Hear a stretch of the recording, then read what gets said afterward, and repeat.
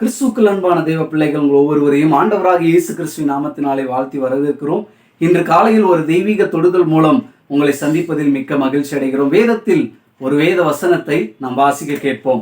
அப்போஸ்தலர் 27வது அதிகாரம் வசனம் 23 வாசிப்போம். ஏனென்றால் என்னை ஆட்கொண்டவரும் நான் சேவிக்கிறவருமான தேவனுடைய தூதனானவன் இந்த ராத்திரியிலே என்னிடத்தில் வந்து நின்று என்று வேதம் சொல்லுகிறது. அப்படி என்றால் பவுலினுடைய வாழ்க்கை அதாவது பவுல் ஒரு சிறை கைதியாக இந்த இடத்திலே கொண்டு போகப்படுகிறார். பவுல் அந்த சிறை கைதியாக கப்பலில் கொண்டு போகப்படுகிறதான அந்த சூழ்நிலையில தான் கப்பல் பல ஊர்களை தாண்டி பல நாட்கள் பயணம் செய்து கிட்டத்தட்ட ஒரு 200க்கும் மேற்பட்ட ஜனங்கள் அந்த கப்பலில் இருந்தார்கள். அப்படிப்பட்ட அந்த சூழ்நிலையிலே சுனாமியின் நிமித்தம், அதாவது சீற்றத்தின் நிமித்தம் கடல் பயணத்திலே அவர்கள் முன்னோக்கி போக முடியாதபடி ஒரு சூழ்நிலை இருந்தது.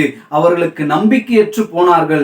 அதாவது நாங்கள் பிழைக்குவோமா, நாங்கள் வாழுவோமா, நாங்கள் கரை போய் சேருவோமா அப்படின்ற அந்த நம்பிக்கையற்ற சூழ்நிலையில அவங்க வாழ்ந்து இருந்தார்கள். அப்படிப்பட்ட சூழ்நிலையில தான் தேவன் பவுலுக்கு தரிசனமாகி, நான் உன்னை ஆட்கொண்டவர், உன்னோடு இருக்கிறேன், நீ என்னை சேவிக்கிறபடினாலே உன்னை நான் அந்த அகிரிப்பா ராஜாவிற்கு முன்பாக நிறுத்தும் வரை உன்னுடைய வாழ்க்கையிலே ஒரு சேதமும் வராது என்பதை ஆண்டவர் அவனுக்கு தரிசனமாகி சொன்னதை அவன் அங்கே ஒரு கைதியாக நின்று கொண்டு ஒரு பிரசங்கத்தை பண்ணுகிறான்.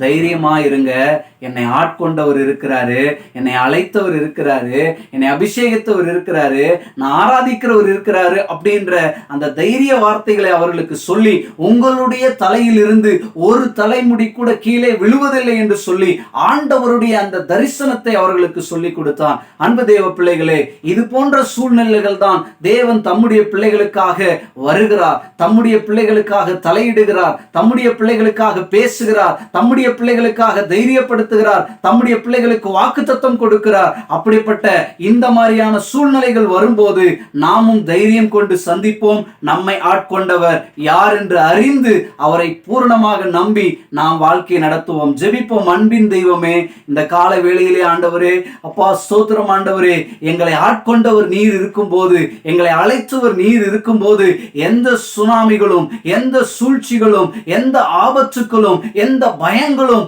எந்த நம்பிக்கையற்ற சூழ்நிலைகளும் எங்களை ஒன்றும் செய்ய முடியாது என்பதை நாங்கள் உறுதியாக நம்புகிறோம். ஆண்டவரே, உறுதியாக நம்பி என்னை ஆட்கொண்டவர் இருக்க எனக்கு எந்த பயமும் கலக்கமும் வேண்டாம், தைரியம் கொண்டு ஓடுவேன் என்ற விசுவாசத்தை ஒவ்வொரு பிள்ளைகளுக்கும் தந்துள்ளோம். ஆசீர்வதியும் இயேசுவின் நல்ல நாமத்தில் வேண்டிக் கொள்கிறோம் பிதாவே. ஆமேன், ஆமேன். கர்த்தர் உங்களை எல்லாரையும் ஆசீர்வதிப்பாராக. ஆமேன்.